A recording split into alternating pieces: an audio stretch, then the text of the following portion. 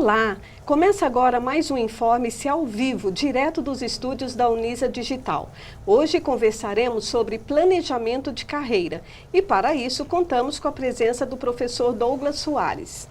O Douglas Soares é PhD em Administração de Empresas pela Florida Christian University, Estados Unidos, mestre em Administração com ênfase em Gestão de Negócios e Competitividade e atualmente é coordenador e professor dos cursos de Administração, Pós-Graduação e MBAs da Unisa.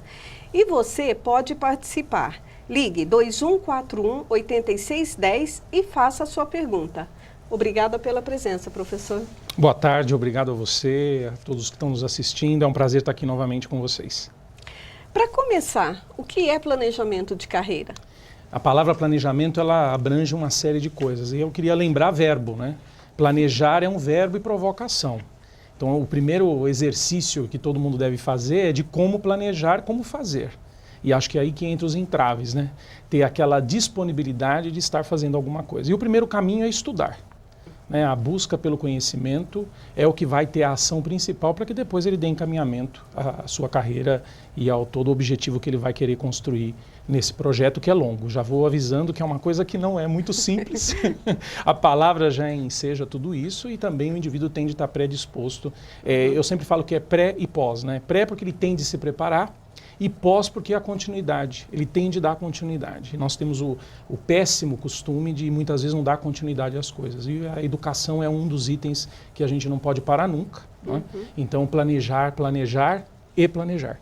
E para nos aprofundarmos um pouco mais, qual a importância do planejamento de carreira? Planejamento é tudo. Eu gosto do exemplo doméstico, as donas de casa, as mães, quem nos auxilia, são expert nisso, né? Se a gente tiver 10 latas de mantimentos em casa, arroz, feijão, a gente não vai saber o que fazer. Né? O planejamento já começa ali. Uma mãe, uma dona de casa, ela consegue com uma lata fazer o manjar dos deuses, como a gente diz. Então isso é planejamento.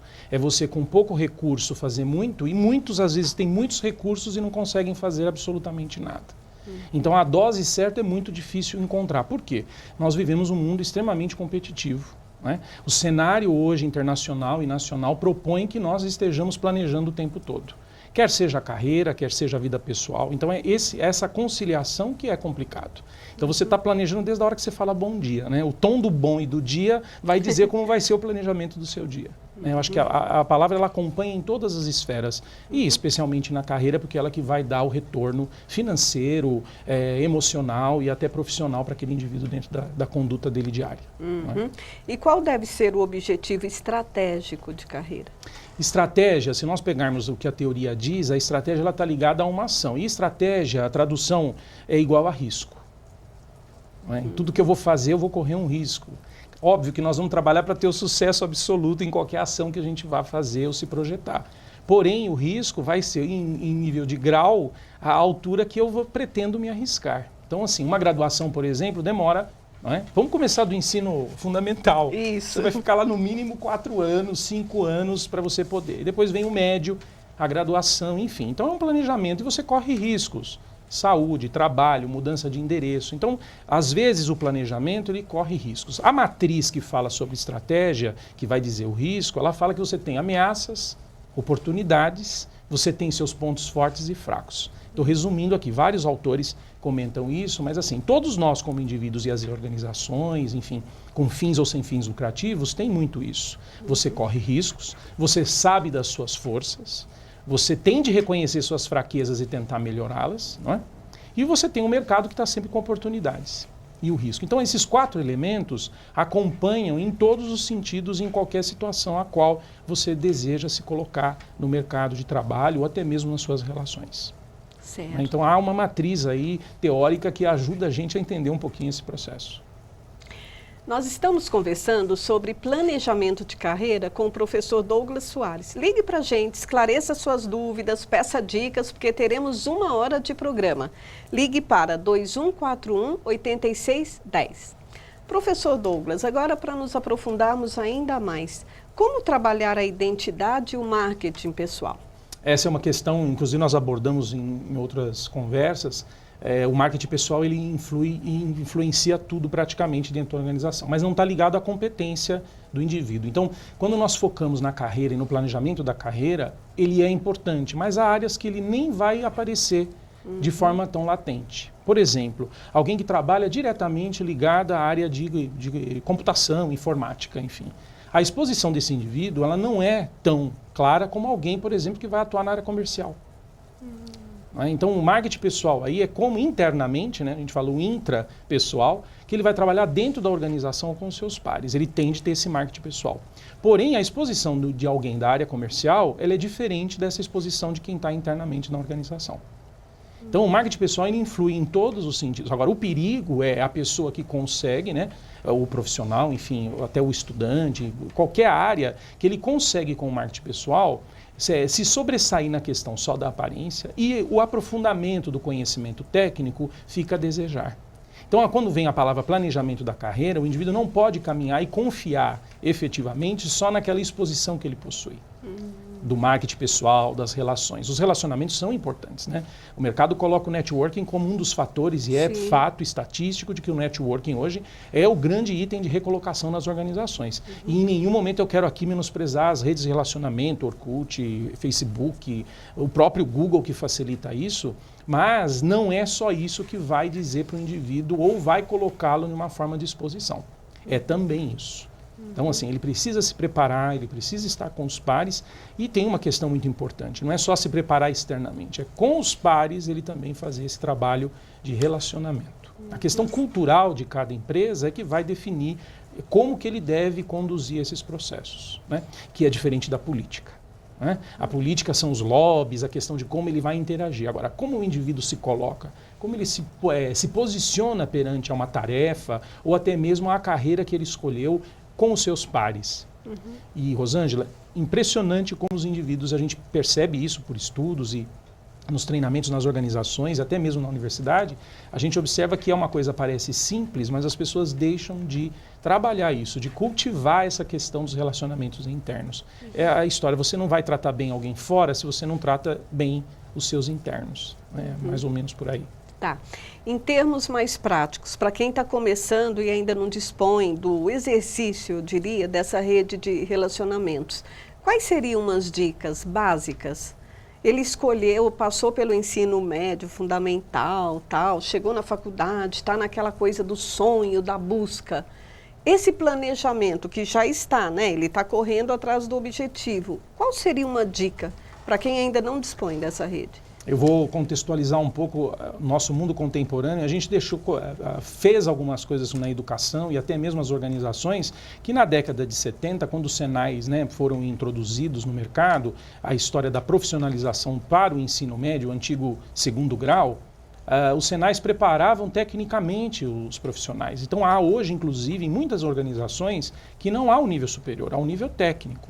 Só para você ter uma ideia, na Europa, principalmente na Alemanha, o ensino técnico profissionalizante ele é mais latente, mais atuante do que a graduação superior. O Brasil começou esse processo com os Senais, e os cursos profissionalizantes eles começaram a crescer. Hoje o que ocorre nas universidades são os cursos tecnológicos. Né? A Unisa tem os cursos tecnológicos, tem as graduações e assim. Essa especialização técnica a curto prazo é que vai direcionar o indivíduo para planejar a carreira dele. Quer dizer, hoje eu não posso, não tenho disponibilidade de tempo, porque a empresa absorve um certo volume disso, para eu poder dar encaminhamento ao meu trabalho. Então, eu faço o quê? Eu vou fazer um curso tecnológico de menor duração, uma especialização de uma área, para depois sim eu fazer a graduação. E eu volto para o início da nossa conversa. Ele não pode parar ali, porque só a graduação tecnológica, ou a formação tecnológica é suficiente? Não. Ele vai precisar se aprofundar dentro de uma área específica. E olha que interessante, o Brasil está carente nessa área técnica em muitas áreas. A gente fala, o desemprego, a taxa de desemprego hoje mesmo fechou a 7 pontos, só em São Paulo, 7,3% ou 2%, se não me falha a memória, o índice fechado hoje, nós estamos no último dia do mês, não é? E é assustador que algumas áreas têm o quê? Superávit de oferta e não tem, né, a demanda de profissionais formados em algumas áreas. Então, o que eu proponho aqui, que é uma das ideias? A gente parar um pouco para pensar e não fazer aquilo que efetivamente alguém disse para fazer. É procurar mesmo em si exatamente aquilo que lhe dá satisfação, prazer, e procure, né, os locais, as universidades, converse com os mentores, orientadores, que no passado eram os tutores, né, para que indique as possibilidades. E óbvio, né, aqui a gente não está querendo dizer que é só isso. Também agregar um pouco a questão financeira, a perspectiva, né, de mercado para aquela área. Se você conseguir agregar os dois, né, a sua satisfação pessoal e algo que vai dar dinheiro, aí é Melhor perfeito, ainda. né, Rosângela? É, perfeito. Nós recebemos uma pergunta Pois não. da Márcia, do Brooklyn. Já possuo uma carreira estável, mas quero mudar para uma área completamente diferente. Como devo me planejar? Boa tarde. Boa tarde, Márcia. É muito bom estar falando com você e todos que estão nos assistindo. Eu acho que o desafio é grande, você está querendo correr um risco, como a gente falou aqui. Quer dizer, eu acho importante, mas você primeiro deve perceber, assim, internamente, dentro da organização que você está, o quanto você já ou tem possibilidades de crescimento. Eu acho que a gente, eu não sei a sua idade, quer dizer, o planejamento da carreira vai muito... Eu vou te contar uma história que mais ou menos vai deixar, acho que você situada. O indivíduo pensa que ele antigamente ficava 20, 25 anos num emprego só e se aposentava. Então, quem tirava do currículo e era mandado embora por algum motivo ou pensava em trocar de trabalho, ele era colocado no mercado na berlinda, como a gente diz. Ninguém chamava porque ele foi dispensado. Olha que interessante o que aconteceu depois com a reengenharia e o downsize que aconteceu nas organizações. O indivíduo precisa mudar. Então, houve uma mudança de paradigma na percepção de quem está fora do mercado. Agora, eu vou colocar uma pergunta para você que é importante. Você já viu e percebeu todas as possibilidades que você tem dentro da organização que você está? Ou por alguma relação, ou por algum descontentamento que você teve internamente, está impulsionando você a pensar em mudar de carreira?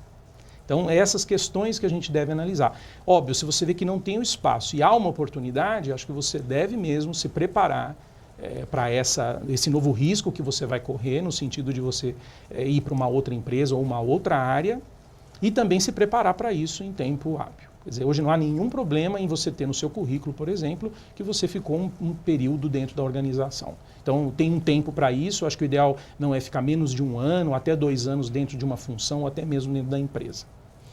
O outro exemplo, Rosângela, que eu acho que vai ajudar a Márcia, é assim, nós temos uma velocidade de informações que faz com que nós nos sintamos como você, de querer mudar porque o mercado está oferecendo aquela oportunidade. Então, minha dica novamente é esgote as possibilidades internas, converse com alguém do RH, do gestão de pessoas, não sei como é chamado na sua organização, e esgote mesmo essas possibilidades. Agora, a ideia de partir para uma ideia nova, de um processo novo, é sempre enriquecedor e tem um aval aí positivo para fazer. Nós estamos conversando sobre planejamento de carreira com o professor Douglas Soares. Faça como a Márcia, ligue para nós, 2141-8610. Nós vamos a um rápido intervalo e voltamos já. Fique com a gente.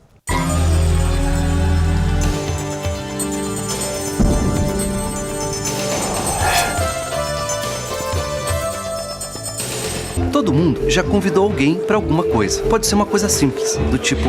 Vamos no banheiro comigo? Ou um convite para a vida toda. Quer casar comigo? Tem convite cara de pau. E aí, quer entrar? Tem convite tímido. Quer sair? Tem convite emocionante. Quer ser madrinha? Agora queremos convidar você a entrar para a corrente sanguínea. É assim, você doa sangue e convida mais alguém a fazer o mesmo. Salve vidas. Ajudar tá no sangue.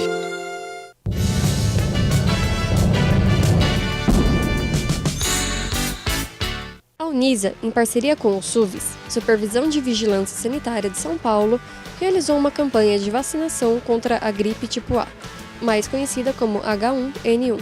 Como todos nós sabemos, o ano passado houve uma pandemia, né, dessa gripe H1N1. Então, diante de casos até de óbito que houve, foi desenvolvida essa vacina para diminuir a disseminação desse vírus, né? E assim, hoje a gente vacina de acordo com os estudos que foram feitos, abrangendo mais aquela população que foram mais atingida. Nós estamos aqui ajudando a campanha e propiciando uma oportunidade para o aluno vivenciar essa campanha de vacinação nova, né? É a primeira vez que a gente está fazendo essa vacinação contra a influenza H1N1, onde a gente se sente assim importante por estar participando dessa campanha. Pode acontecer uma pessoa com uma leve sensação de gripe, uma dor no local da aplicação e febre, mas vai ser apenas atenuado depois de 24 horas. Muitas pessoas vieram para receber sua dose de imunização, seguindo o cronograma estabelecido pelo Ministério da Saúde. Além dos cuidados que todos já temos que ter no dia a dia, não só com essa gripe, como com todas as outras, eu achei bem interessante para estar, além de tudo, como já imuniza, já estimula as pessoas a tomarem outros cuidados. Ajuda nossos filhos, né? A gente já fica livre dos riscos, já deixa a gente, os pais, já despreocupados. Visando um grupo específico a cada semana, a campanha de vacinação vai durar até o dia 21 de maio.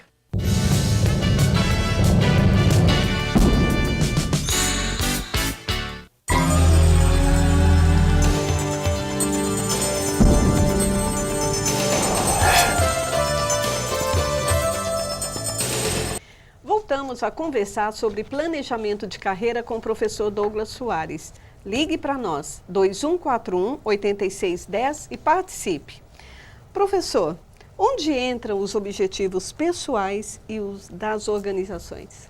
Hoje eles são concomitantes. Não dá para a gente pensar separadamente. Os nossos objetivos estão ligados à nossa formação. A gente trabalha para as organizações, oferece e também a questão empreendedora. Muitas vezes a gente se prepara também para ter o nosso negócio. É muito interessante isso. O Brasil tem um potencial para empreender muito grande. Isso vem ocorrendo já e melhorando há alguns anos. Se você ter uma ideia, é o 7º país mais empreendedor do mundo. Nosso problema ainda encontra em crédito, políticas, taxas, impostos, mas assim, o Brasil tem esse potencial. Então o jovem pode projetar o objetivo dele e vir a ter o seu próprio negócio. A segunda questão é o que as empresas esperam de nós. Então, assim, sempre vai esperar mais, né? Sempre mais. E isso está ligado ao tempo que você vai disponibilizar para a organização, para a sua formação e também para que as duas caminhem juntos, né? Para você dar o resultado. Nunca em nenhum tempo, isso é globalmente falando, na globalização, em qualquer lugar do mundo, a exigência hoje para o profissional ela é extremamente, vamos dizer, assídua, pontual, e há uma exigência muito grande do mercado. E aí vem o indivíduo, o que é prioridade? O que é prioritário dentro desse processo? Não é fácil, né, Rosângela? O nosso jovem, ele, como eu e provavelmente você, nós estudamos à noite, trabalhamos durante o dia, temos família, enfim, que é diferente da contextualização europeia e americana, onde o jovem ele tem a possibilidade. Então, a nossa realidade nos torna um pouco mais, eu gosto muito de valorizar isso, né? Nós somos mais proativos do que os europeus e americanos, porque nós conseguimos, né, ter aquele famoso jogo de cintura para poder agir nessas situações, porque não é fácil você, à noite, né, dispor de um tempo, depender de transporte público, ter as responsabilidades no trabalho, as responsabilidades na sua formação acadêmica e ainda você ter de conciliar os ânimos, a questão pessoal, fazer o marketing pessoal, estar bem apresentado. As chuvas surpresas. Tudo, né, os alagamentos da nossa cidade, enfim. Então isso é muito, então nós já fazemos esse planejamento, né? Só que o quanto nós paramos para pensar, eu estou fazendo planejamento. Então, essa questão é muito importante. Mas é bom valorizar isso. Acho que nós temos que também resgatar um pouco essa autoestima do brasileiro de que nós somos extremamente proativos e temos um jogo de cintura que é invejável perante o mundo. Então, não existe uma idade apropriada para isso? Não.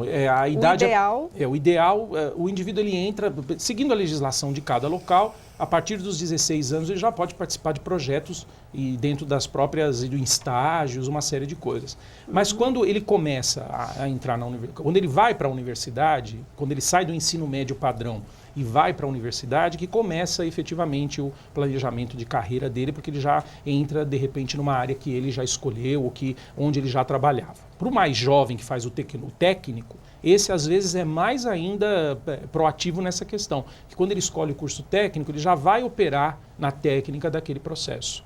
Então aí às vezes ele escolhe, por exemplo, engenharia, porque ele fez o técnico mecânico ou de construção civil, enfim, ele já vai encaminhado. Ou na área administrativa, né? Ele trabalha na área de escritórios, na área financeira, e depois ele caminha para um curso de economia, administração, e outros. E se ele trabalha em hospitais, ou se ele trabalha em agências, vai para propaganda, vai para o serviço social, medicina, enfim, depende de cada caso. Fica mais fácil para descobrir algo que talvez desconheça, né? Até então era desconhecido. Exatamente. Voltando um pouquinho, a interferência da família, ela é ativa, porque a família, eu queria que fosse advogado, eu queria que fosse médico, e às vezes isso se perde e o indivíduo vai descobrir isso no futuro. Puxa vida, eu devia ter feito. E o legal é isso, não precisa esperar, ele pode fazer depois também, né? Quantos de nós temos vontade de voltar para o banco, né? E fazer aquela graduação, aquele curso que é de vontade. Olha que pergunta bacana, no sentido de avançar sempre. É do Carlos de Taboão da Serra. Uma pessoa depois de aposentada que precisa trabalhar ou gostaria de trabalhar, como ela pode planejar a sua nova carreira?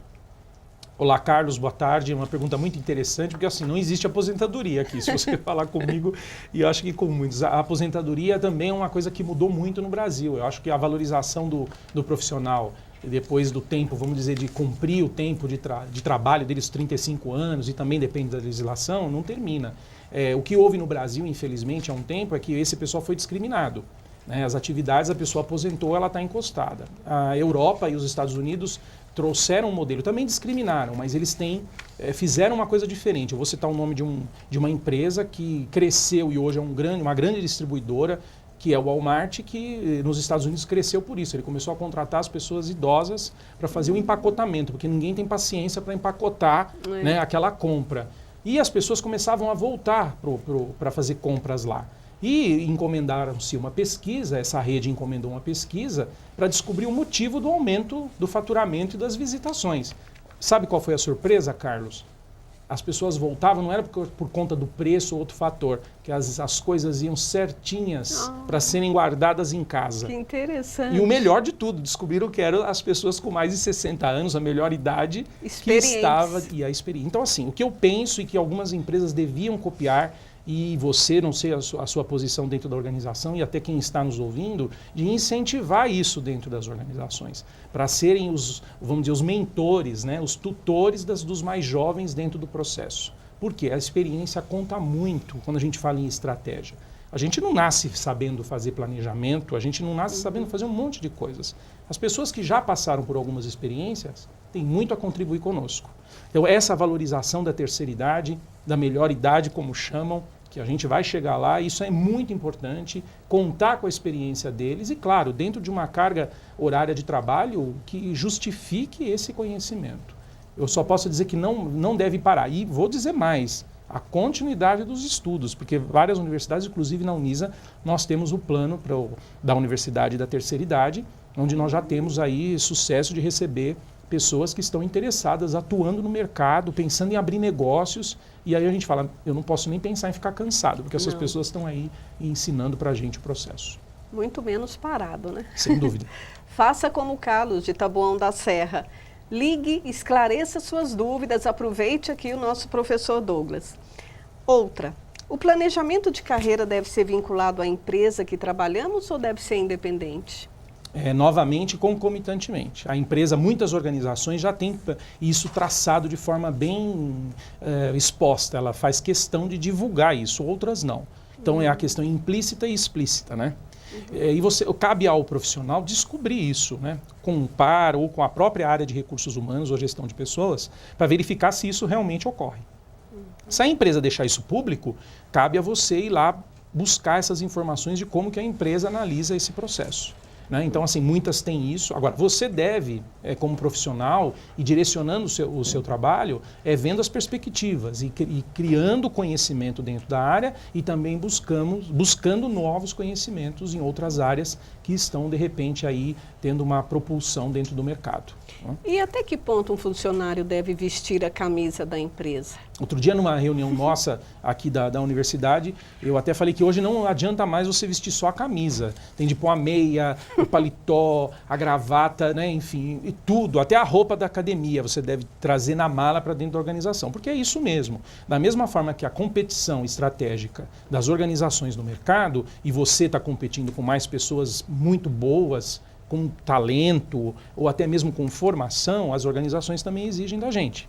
Então, quanto mais tempo você dispor, ela também vai cobrar isso do mercado, porque a concorrência ela é interna e externa. Então, hoje não cabe mais vestir só a camisa, você tem que estar inteiro, corpo inteiro, divulgando isso. Agora, não pode esquecer de planejar a sua carreira, né? O seu conhecimento, o que você pretende fazer dentro do processo. Mas incluindo o celular, né? Que às vezes você está num jantar com um familiar ou um fim de semana no clube e toca o celular.